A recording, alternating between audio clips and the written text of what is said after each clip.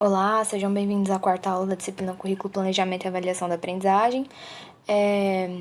E essa aula a gente vai começar as discussões sobre o planejamento, né? Foi postado para vocês um vídeo da professora Fabiana Firmino, que traz as competências técnicas, né? As definições técnicas do planejamento, do ato de planejar. E a gente tem também um texto do Cipriano Lucchesi, que ficou disponibilizado para vocês ontem na plataforma, né? O nosso texto 6. E o Cipriano Lucchesi ele vai trazer uma discussão mais crítica sobre o planejamento, né? Então, a gente tem esses dois viés, né? E para isso a gente tem as definições aqui. No vídeo da Fabiana Firmino, nos é apresentada uma visão mais técnica do planejamento, né? Com definições mais bem específicas, que vai de acordo com essa definição aí da Turra, que diz que é um conjunto de ações coordenadas entre si, que concorrem para a obtenção de um certo resultado desejado. É um processo que consiste em preparar um conjunto de decisões, tendo em vista agir posteriormente para atingir determinados objetivos. Então, apesar de expressarem que de expressarem uma definição correta de planejamento, né, o que está dito está certo, mas o planejamento não é só isso. Porque além de delimitar as ações técnicas, o planejamento também deve ter como fins, né, questões político-sociais da ação, que vão direcionar a ação a partir de um ponto de vista crítico. Então, já para Lucchesi, o ato de planejar é a atividade intencional pela qual se projetam fins e estabelecem meios para atingi-los. Então, dessa forma, os fins projetados eles são chamados de objetivos, né? E os meios para atingi-los são os métodos que a gente utiliza para atingir esse objetivo. Então, Lucchesi entende que o planejamento é um ato não neutro, né? Do contrário dos outros autores, né? E documentos que nos são apresentados. Então, para o Lucchesi, o ato de planejar tem um comprometimento ideológico. Então, por exemplo, essa nossa aula foi planejada com intencionalidade. E durante o curso dessa disciplina, existe uma intenção, né? Que para alguns de vocês pode estar explícita. Para outros pode não estar explícita, né? E para outros pode ter ficado bem nítido o meu posicionamento ideológico e o propósito da disciplina. Mas, basicamente, a intenção é abordar com vocês uma disciplina a nível de graduação e pós-graduação, né? Que proporcione uma reflexão crítica acerca do que nos é posto na nossa ação docente. E não trazer algo puramente técnico, porque essas definições no âmbito do planejamento, né? A gente conseguiria tranquilamente acessando o Google em sites bem simples, em vídeos de 10 minutos a gente consegue sintetizar todas as definições, as normas técnicas, do planejamento para uma finalidade de desenvolver o seu plano de aula ou de entender o projeto político-pedagógico, de entender os planos, né? O Plano Nacional de Educação, por exemplo.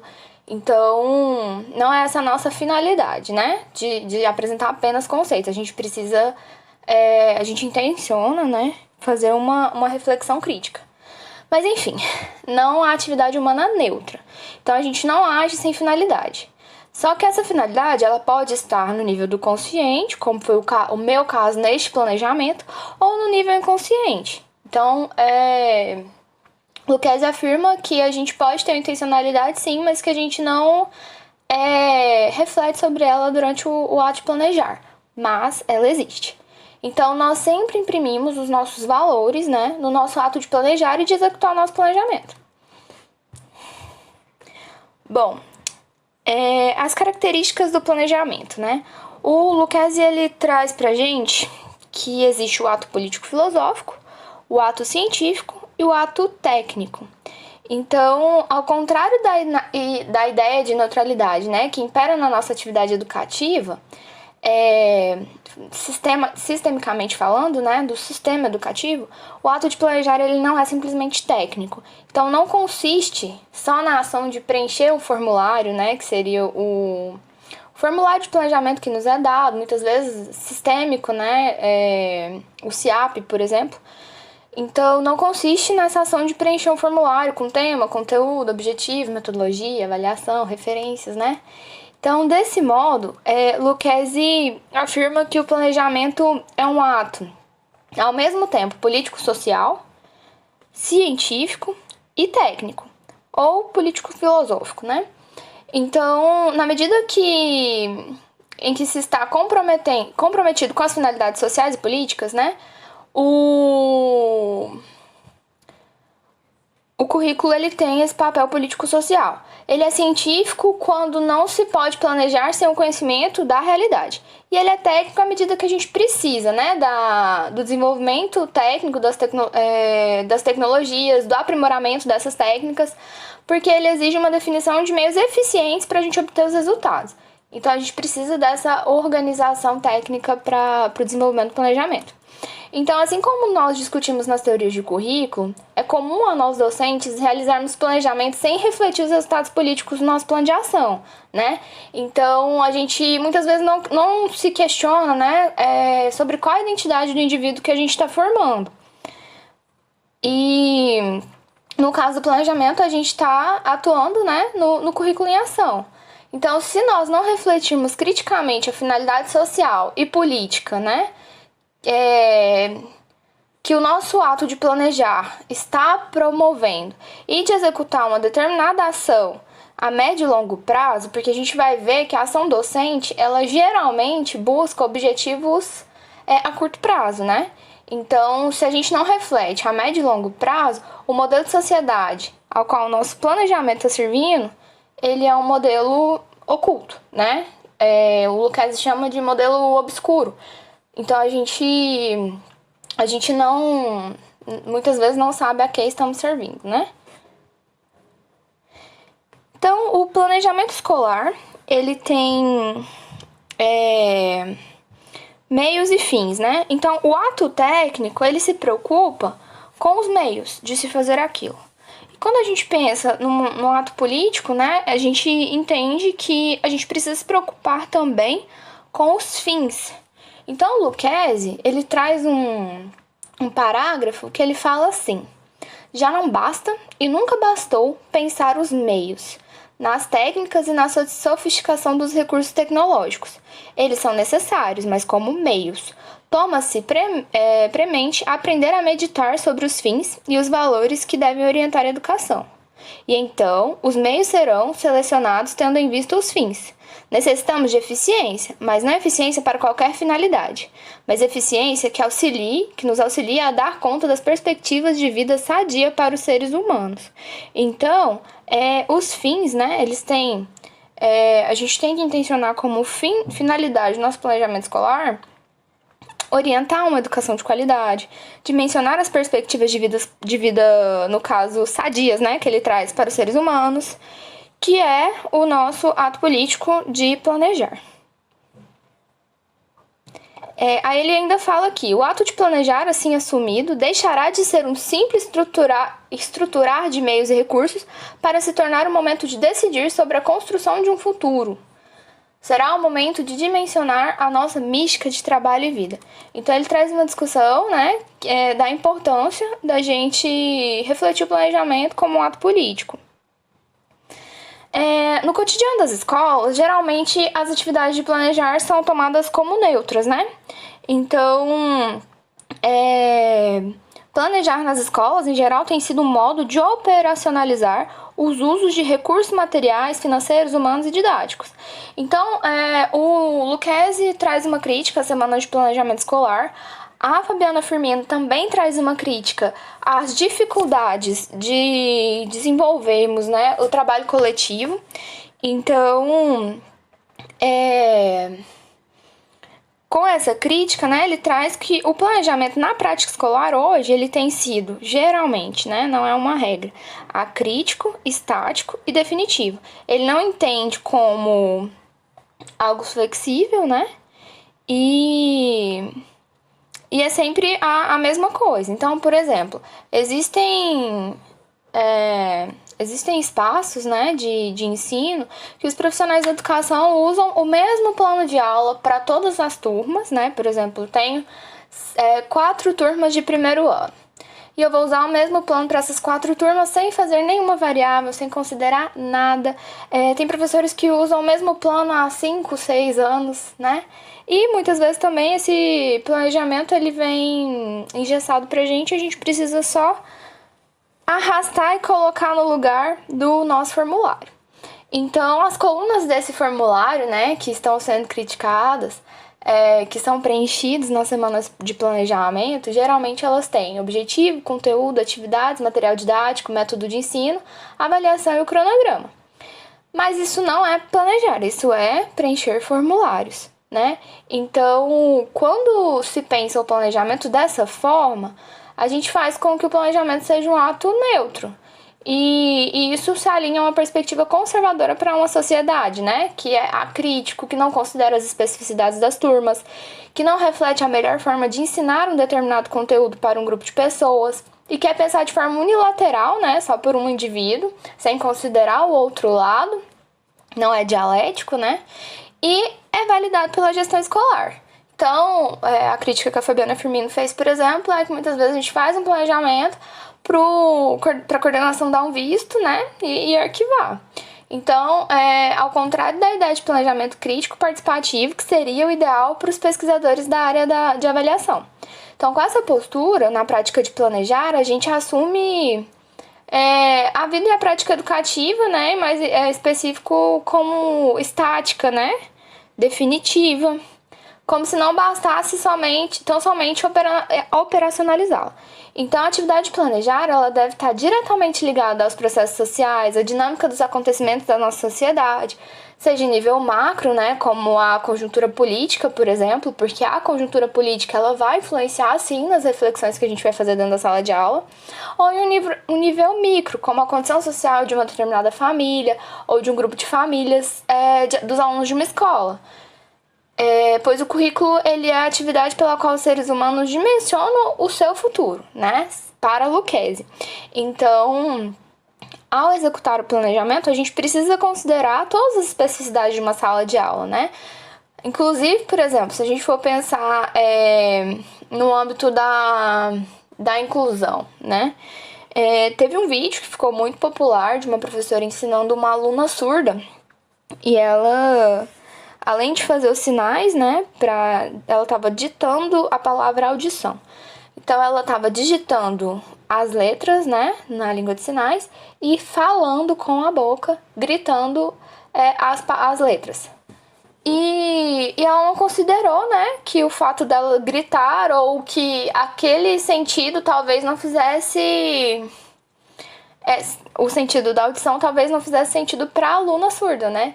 Então, foi um planejamento que desconsiderou a característica específica da aluna. Então, da mesma forma que não dá pra gente discutir alguns assuntos com determinadas classes sociais. Então, a gente precisa considerar, né, o público que a gente está trabalhando durante o planejamento.